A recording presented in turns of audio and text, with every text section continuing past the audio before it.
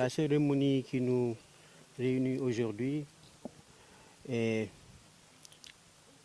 une rencontre.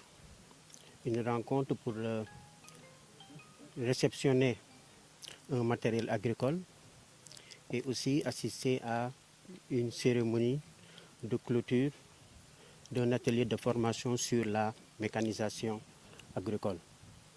Et on se félicite de cette rencontre, d'autant plus que nous nous magnifions de cette coopération entre les deux pays, le Sénégal et la Corée, qui date de plusieurs décennies, mais aussi de façon beaucoup plus spécifique, cette coopération entre l'ISRA et Ecopia dans plusieurs domaines.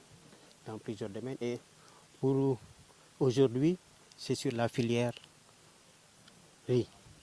Et nous savons que le Sénégal avait lancé un défi pour l'atteinte de l'autosuffisance en riz.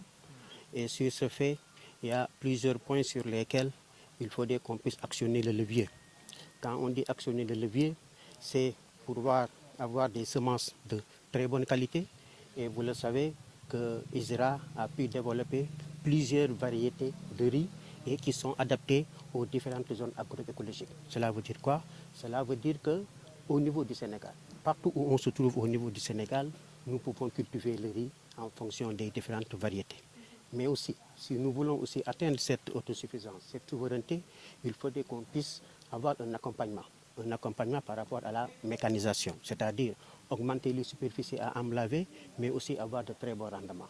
Et pour ce faire, l'équipement agricole joue un rôle extrêmement important. Et quand on dit que si on veut atteindre le sommet, il faudrait que notre agriculture puisse être mécanisée. Et quand on parle de mécaniser, c'est à plusieurs niveaux. Il ne faut pas confondre aussi cette mécanisation par rapport à la motorisation. Quand on dit mécanisation, il faut un type de matériel agricole adapté au type de producteur. Nous avons de petits producteurs, nous avons des producteurs qui sont moyens et de grands producteurs, ce qu'on appelle les agrobusiness. Et sur ce point, il faudrait avoir donc ce type de matériel adapté. Et ce que nous avons vu aujourd'hui, nous pouvons considérer ça comme une révolution. Parce que c'est une première. C'est la première fois que nous avons ici au niveau du Sénégal et plus particulièrement à Djebelor, ce type de matériel agricole.